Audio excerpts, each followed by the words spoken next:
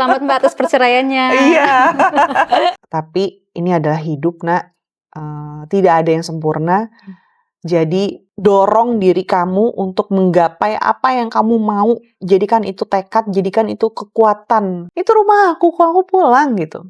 Cuman satu yang aku minta, Mama jangan berhubungan lagi sama orang itu. That's it. Jadi saya sama ibu saya tuh diadu domba. Karena saya masih menjabat.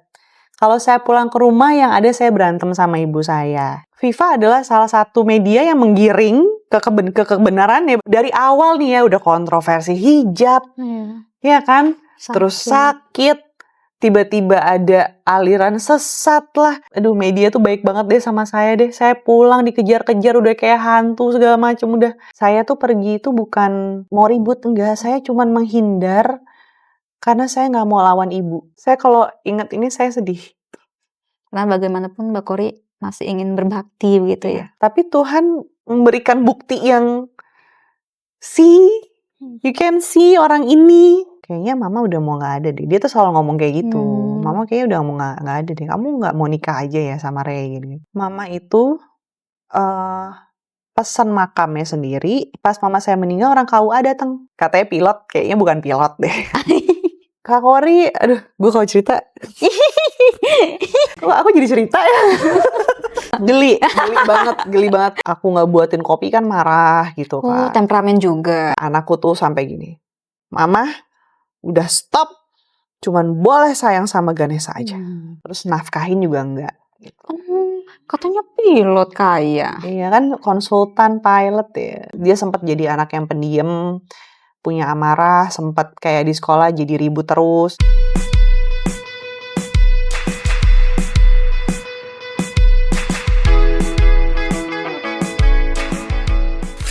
Hai Vivanians, menjadi sosok perempuan yang hebat tidak hanya dinilai dari parasnya saja, tetapi bagaimana kita bertumbuh menjadi pribadi yang memiliki dampak positif bagi orang lain. Kali ini akan mendatangkan sosok perempuan inspiratif Putri Indonesia 2009, Kori Sandioriva.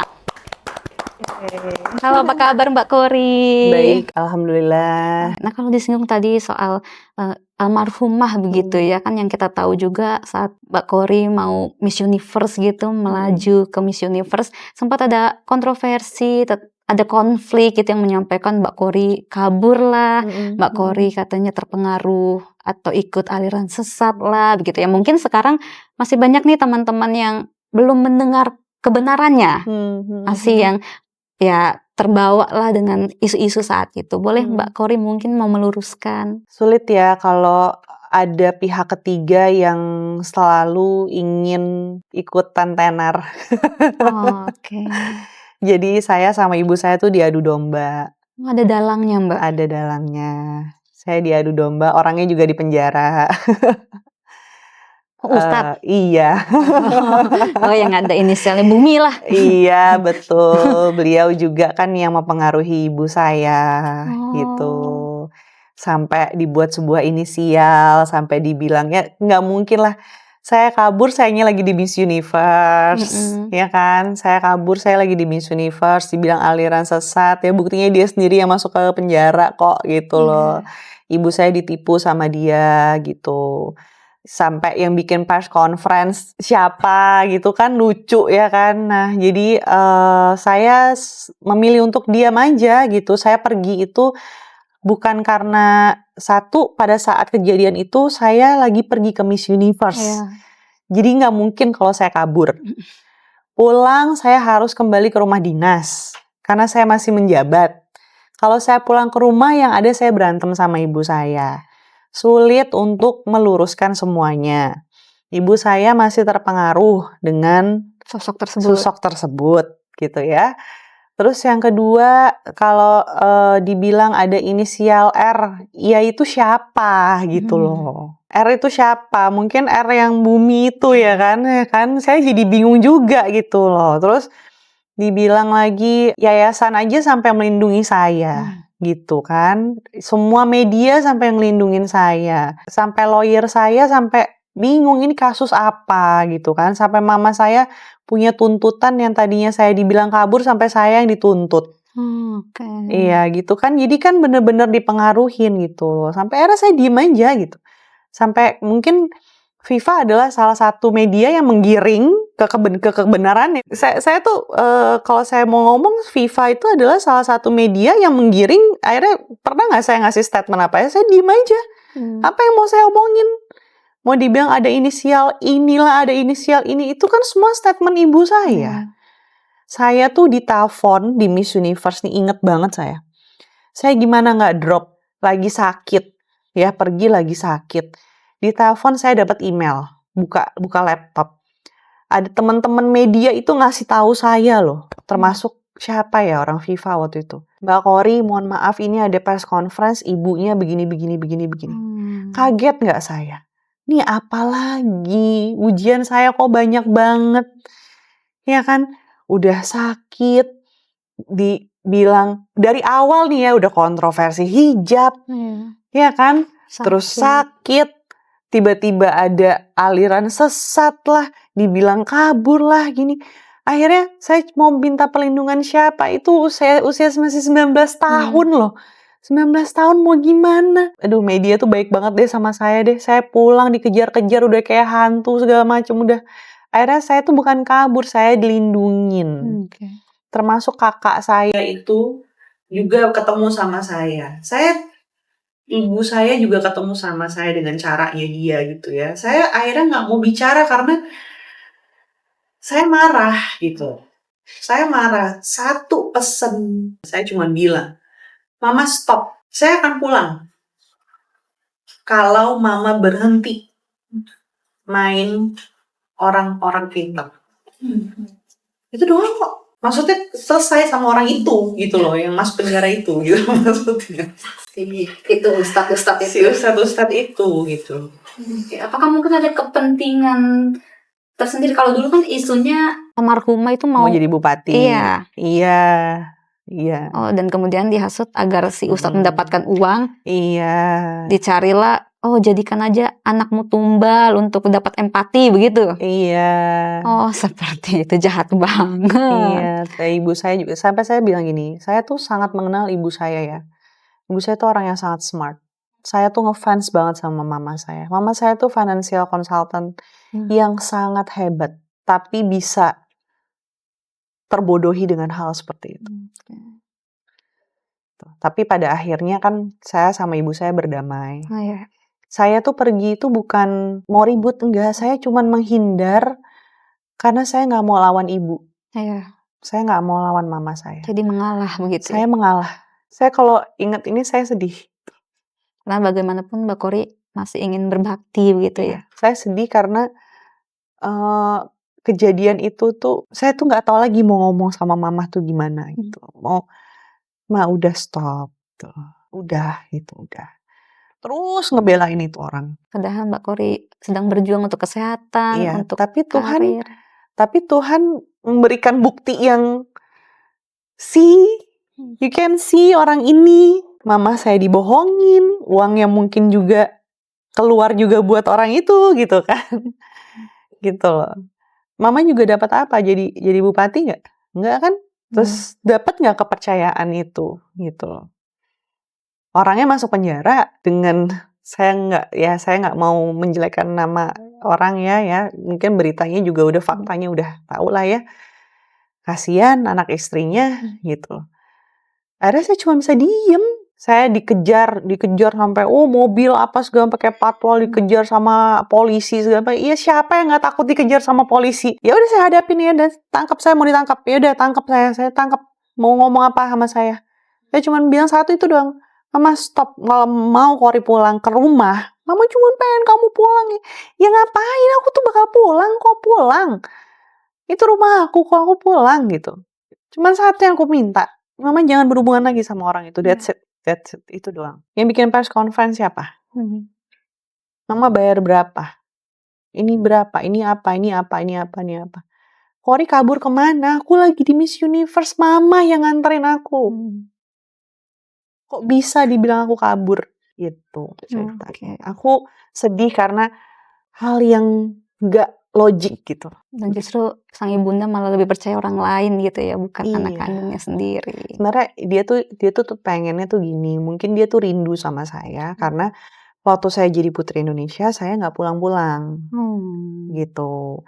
Nggak pulang-pulang karena padat, gitu ya. Jadi dia merasa kehilangan saya, di satu sisi. Tapi sebenarnya nggak juga, gitu loh. Perasaan seorang ibu lah ya. Perasaan seorang ibu, gitu. Terus dia mungkin merasa, "Kok si Cory ini nggak bisa diatur nih," gitu loh. Karena saya tuh orangnya penurut. Penurut sama ini. Nah, mungkin dia kaget. Pas di-create kayak gini, mungkin dia berpikir saya akan nurut. Oke. Gitu. Ternyata saya melawan, gitu kan. Ya siapa yang mau nurut sama yang begitu-begituan, Iya. gitu loh, gitu. Dan itu juga sebenarnya tidak benar. Dan itu nggak benar. Lagi di Miss Universe, Dibilangnya dibilangnya kabur. Tidak terbukti lah itu sebenarnya ya. Di Miss Universe sebulan. Sebulan kan itu saya juga di Las Vegas. Iya, luar negeri. Di luar negeri. Di Indonesia lagi heboh. Sampai dari yayasan Miss Universe tuh ngasih tahu, "Cory, what happened with you? Indonesia, your mother, bla bla bla bla bla." Hah? Mereka sampai tahu ya. Saya tuh sampai, aduh nggak menang nih aku nih. Udah stres pasti, gitu loh. Itu juga mungkin yang mempengaruhi kesehatan Mbak Cory ya? Iya pasti. Tapi saya di situ mental saya harus kuat. Oke. Itulah akhirnya masuk 30 besar ya? Iya maksudnya saya dikasih tahu sih sama Miss Universe ini, dia bilang, "You're 30 something," dia bilang gitu. Oh, thank Dan you. hebatnya Mbak Cory sampai saat ini tetap bertahan begitu ya, Iya. dan tetap berprestasi dan bermanfaat bagi banyak orang gitu. Iya, gitu. Nah tapi kalau permasalahan tadi sebelum sang ibunda meninggal begitu ya, apakah memang sudah ada permintaan maaf? Udah selesai semua. Pokoknya pada saat itu udah masuk Penjara. udah masuk penjara. Mama sebelum itu sebenarnya, sebelum itu kan udah tahu tuh isu-isunya, saya cuman udah kasih lihat buktinya dan segala macam. Saya udah baik sama mama saya. Udah baik, saya juga udah pulang ke rumah, cuman saya udah punya rumah sendiri. Mama saya juga udah ya namanya seorang ibu ya gitu kan, kadang tidur di rumah saya gitu kan. "Kenapa sih harus punya rumah sendiri?" gitu kan, "Ya udah bisa beli rumah, Mah," gitu kan. Saya ingat kok kata ibu saya, "Kamu tuh uang tuh ditabung, beli rumah, beli mobil, biar bisa kalau katanya dia, "Jangan mau kalah sama laki-laki, jadi perempuan tuh harus mandiri," gitu kan ngomongnya. Cuman, "Tapi pulang dong ke rumah." "Ya Mama nginep sini aja, emang kenapa?" "Oh iya?" kata dia gitu ya. Kan dia ngatur rumah apa gitu aja, udah happy gitu. Terus pas si itu masuk penjara, ya udah kita makin dekat. Ada nggak sih pesan terakhir sebelum meninggal mungkin yang disampaikan ke Mbak Cory? Dia bilang, waktu itu kan saya udah deket sama yang udah dideketin lah sempet ya sekitar 6 bulan lah saya kenal sama calon suami saya itu. Gitu, dia bilang, "Kayaknya Mama udah mau nggak ada deh." Dia tuh selalu ngomong kayak gitu, "Mama kayaknya udah mau nggak ada deh, kamu nggak mau nikah aja ya sama Ray?" Gini. Tapi kayaknya nggak cocok deh Cory mah gitu, kayaknya gimana gitu, terus bedanya jauh gitu Ya, loh, 19 Mah. tahun. Terus, "Kayaknya belum sreg Mah," aku bilang gitu. "Udahlah nikah aja, Mama tuh udah mau nggak ada," gitu. Sedih banget. Iya, gitu. "Mama nggak tenang, kamu nggak ada yang jagain, sendirian. Terus kamu janda, punya anak 1," kayak gitu. Gitu sih ngomongnya.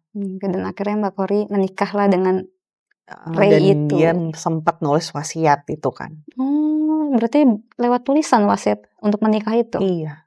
Jadi dia tuh sebelum meninggal, Mama itu, pesan makamnya sendiri. Iya. Jadi makamnya dia itu, dia udah bayar tanah dia sendiri, sebulan 40 hari sebelum dia meninggal tuh, dia udah beli makamnya dia sendiri, dia bayar sendiri, dia udah nyiapin, mukena, dia udah pesen buku Yasin dia sendiri, Mama tuh. Terus sejadah dia beli banyak, di rumah, terus, buat kain kafan dia udah beli, semua peralatan buat dia meninggal udah dia beli.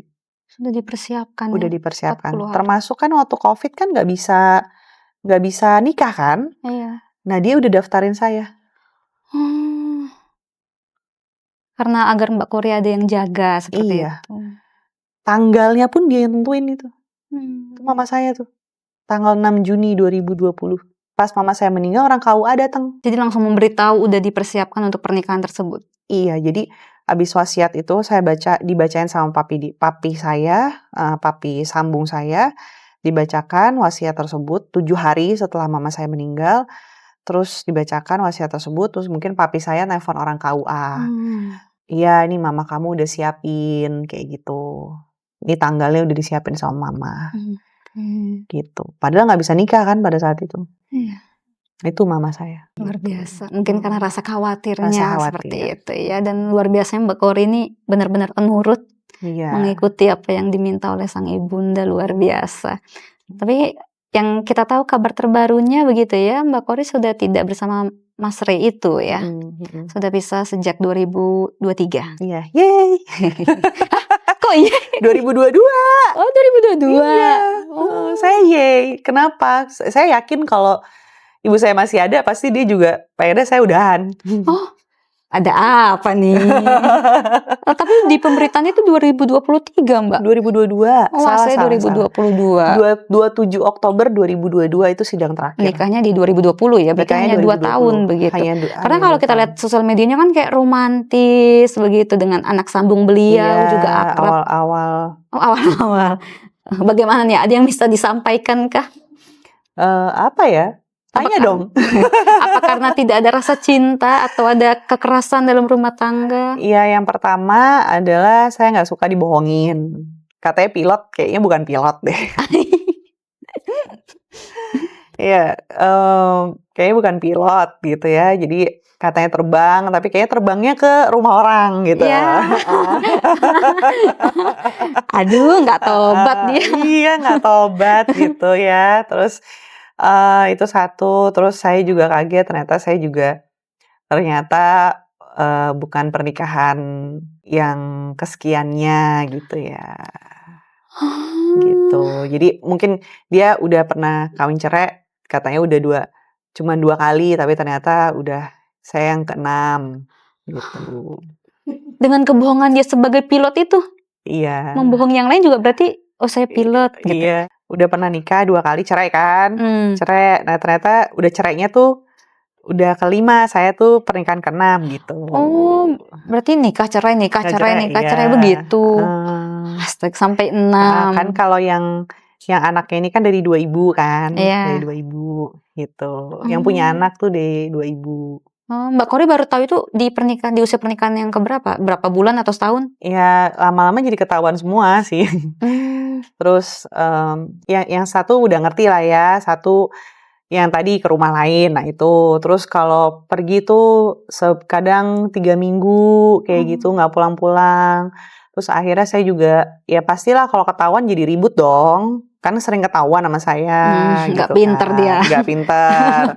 Terus abis itu ya cewek-ceweknya juga suka terobsesi sama dia gitu. Jadi kan ketahuan. Kayak gimana terobsesinya, Mbak? Ya pura-pura, pura-pura. Kak Kori, aduh, gue kalau cerita,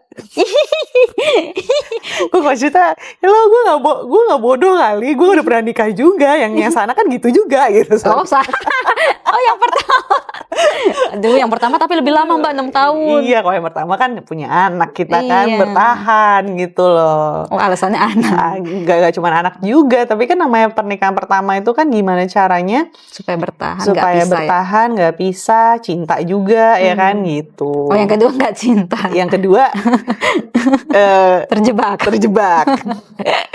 Nah, terus ya saya kan sebenarnya saya mau mempertahankan. Awalnya saya mau mempertahankan, cuman lama-lama nggak kuat karena kayaknya apa ya, berulang-ulang gitu loh. Jadi tiap bulan tuh ada lagi. Oh, berarti mereka nyamperin Mbak Kori? Oh, sangat berani nyamperin saya karena mungkin saya dianggap anak kecil kali ya gitu loh. Ini anak kecil yang gampang masih umur 20 berapa gitu loh nih, gampang gue bego-begoin gitu. Emang seperti apa dia membohongi Mbak Kori? Ya, yang cewek-ceweknya? Ya ada yang datang, pura-pura datang bertamu ke rumah kayak gitu.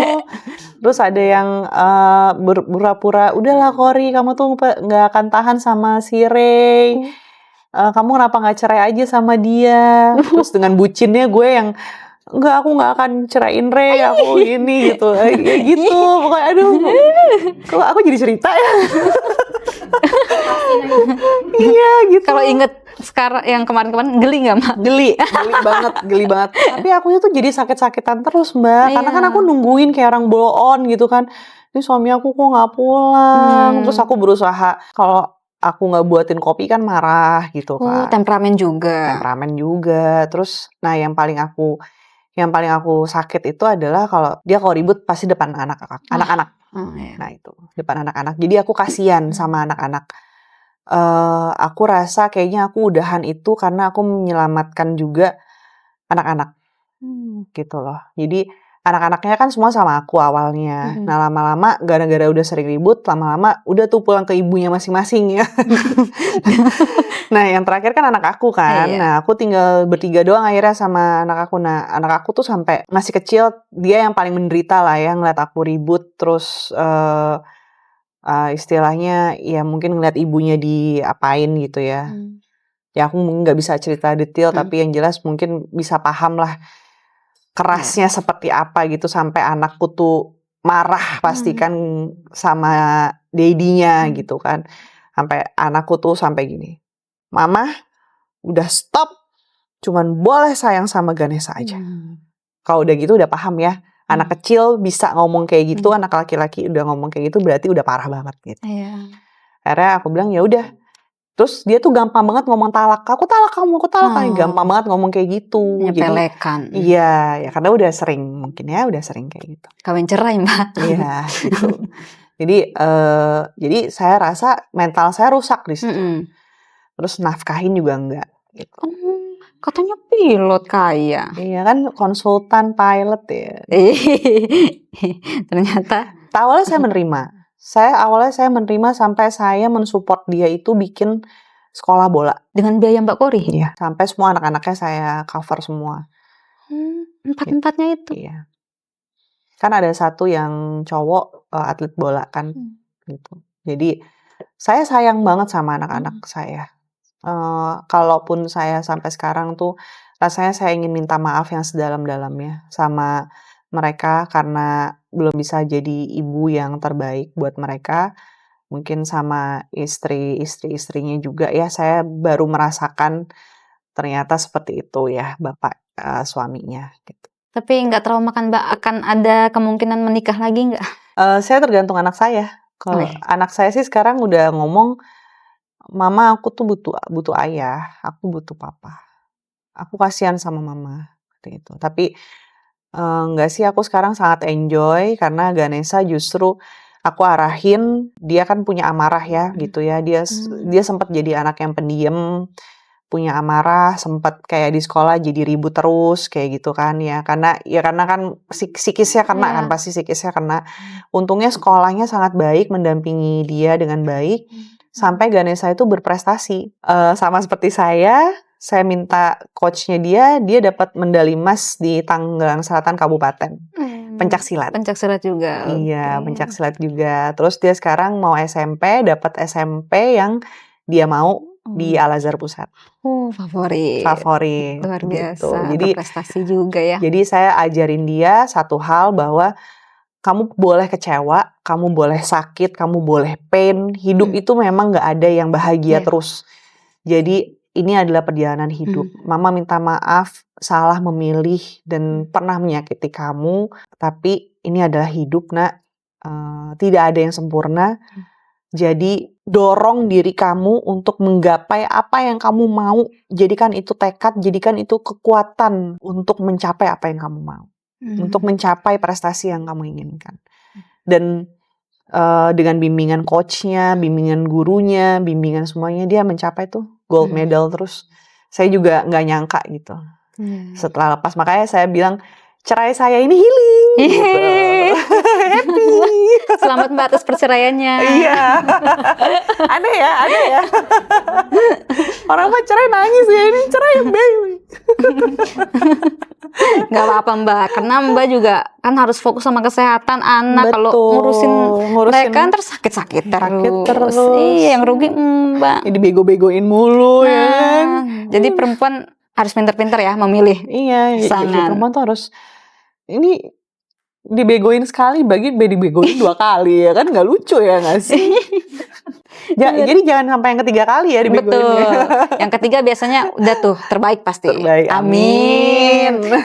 Oke, terakhir nih harapan Mbak Kory ke depannya untuk karir dan segala pekerjaannya, atau mungkin goals-goals yang mau dicapai bisa disampaikan. Aku goals yang mau dicapai, aku sekarang lagi back to entertainment industry, sama back to princess industry. Putri Indonesia itu ya duta autoimun ini. Aku lagi concern banget karena aku merasa bahwa ini salah satu proses penyembuhanku juga gitu ya. Tercapai atau tidak tercapainya goalsku ini untuk bisa menyebarkan informasi mengenai autoimun, tapi setidaknya banyak, ya mungkin dari 100 orang yang aku beritahu ada 10 orang yang terselamatkan dari informasi yang aku berikan ini. Terus bisa main film lagi nanti, bisa main film lagi, bisa menginspirasi lagi banyak orang. Terus bisnisku juga bisa berjalan baik.